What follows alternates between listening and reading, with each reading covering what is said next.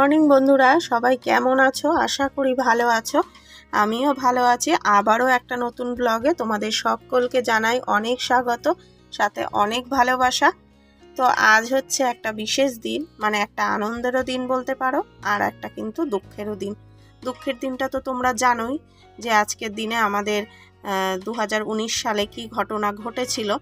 তো সেজন্য কিন্তু সত্যি আমাদের মনটা কিন্তু খুব একটা ভালো লাগে না। তার মধ্যেও কিন্তু আমরা ঘরে ছোটোখাটোভাবে একটু আনন্দ করারও চেষ্টা করি দুঃখের সাথে। তো এদিকে দেখো সকাল সকাল কিন্তু বাজার চলে এসেছে, আর ওদিকে রান্নাবান্নাও শুরু করে দিয়েছি। তো আজকের দিনটা কিন্তু সেইভাবে সেলিব্রেট করার জন্য না, আজকে মেন হচ্ছে আজকে বরমশাই বাড়িতে, তো ওই কারণে একটু বাজার ঘাট করা হয়েছে আর কি, তাই রান্নাবান্না করব। আর এদিকে দেখো সকালবেলায় রাইকে স্কুল দিয়ে ফেরার পথে বরমশাই বাজার করেছে। তো বাজার করেছে বলতে আলু, পেঁয়াজ, আদা, রসুন, টমেটো, এই আর কি বাজার। কারণ সবজি আনতে নাই করেছি, আর এখন তো রায়ের এক্সাম চলছে, তো ওই জন্য না বিশেষ কিছু সেরকমভাবে রান্নাবান্না করার সময়ও হয়ে উঠছে না। আর এই দেখো টমেটো, রসুন, আদা এগুলো ঠিকঠাক এনেছে, তবে আলুটাই দেখছিলাম, আলু না মানে অন্য এক ধরনের আলু বাজারে দেখতে পেয়েছিলাম কদিন আগে। তো সেগুলো আনতে বলেছিলাম কিন্তু আনেনি মানে কি পাইনি, ওই তাই নতুন আলুই নিয়ে চলে এসেছে। আর ওই আলুগুলো আমি যদি কোনো সময় আনি তোমাদেরকে দেখাবো। তোমরা অনেকেই হয়তো চেনো, মানে আলুগুলো না লাল। তো ওই আলুগুলো সেরকম আমাদের এদিকে বাজারে মানে সারা বছর দেখতে পাই না। তো এই সময়টা মানে অল্পই পরিমাণে পাওয়া যায়। তো দেখেছিলাম একজনের কাছে, তো আমি আনতে পারতাম, কিন্তু রাইকে স্কুল থেকে ফেরার সময় আর সেরকমভাবে বাজার করার এনার্জি থাকে না, একবারে বাড়িতেই চলে আসি, ওই জন্য আর হয়ে ওঠেনি। তো বর্মশাইকে আজকে বলেছিলাম, বলল যে বাজারে নেই, তো খুব একটা পাওয়া যায় না। যাই হোক, তো নতুন আলুই নিয়ে এসেছে।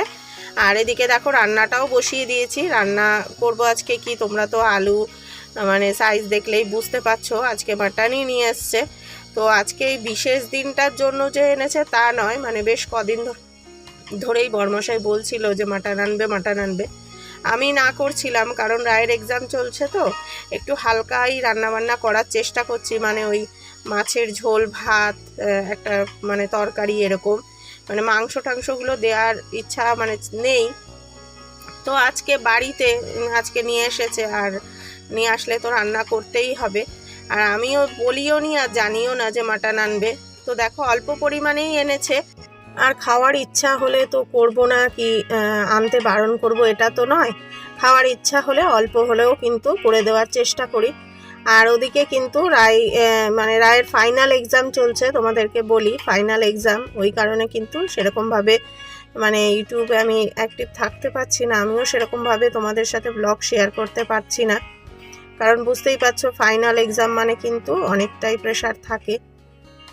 তো তারপরে দেখো এই যে মাটন তো ওদিকে বসিয়ে দিয়েছি, আর এর মধ্যেই কিন্তু রাইও চলে এসেছে, যেহেতু এক্সাম চলছে তাড়াতাড়ি ছুটি, আর আজকে তো আমারও ছুটি, আজকে বরমশাই বাড়িতে যেহেতু নিয়ে এসেছে দিয়ে এসেছেও। আর এদিকে ও এসছে, তো খিদে করছে, আর এদিকে এই যে ফলটা কেটে দিচ্ছি।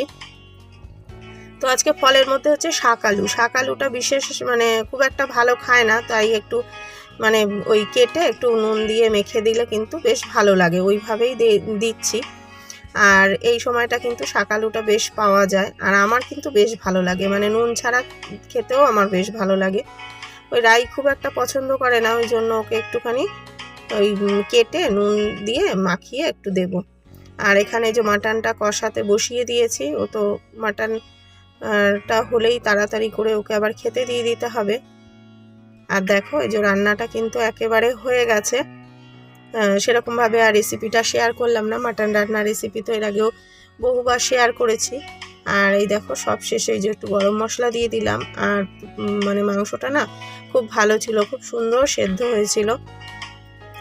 একটু ঝোলটা বেশি করে রেখেছি, কারণ দুবেলায় দিয়েই হয়ে যাবে, আর বললাম না অল্প পরিমাণেই এনেছে, কারণ এখন ওয়েদারটা চেঞ্জ হচ্ছে, তো এইসব মানে গরম খাবার না বেশি খাওয়াটাও ঠিক না। আমি তো নাই করেছিলাম, কিন্তু ওই যে খেতে ইচ্ছা হয়েছে, তাহলে আর কি করার বলো। তো ওই জন্য অল্প পরিমাণেই নিয়ে এসেছে, আর একটু পাতলা ঝোলই করলাম, গরমের মধ্যে পাতলা ঝোল দুবেলাও হয়ে যাবে। আর বিশেষ একটা কিছু করিনি, এই করেছি, আর চাটনি করলাম, আর সকালে একটা ভাজা করেছিলাম পরোটার সাথে ওই আলু গাজর দিয়ে, ওই ভাজাটাও রয়েছে। আর এদিকে দেখো চাটনিটা আজকে একদম শুকনো শুকনো করে করেছি। শুভ সন্ধ্যা, এখন সন্ধ্যাবেলা।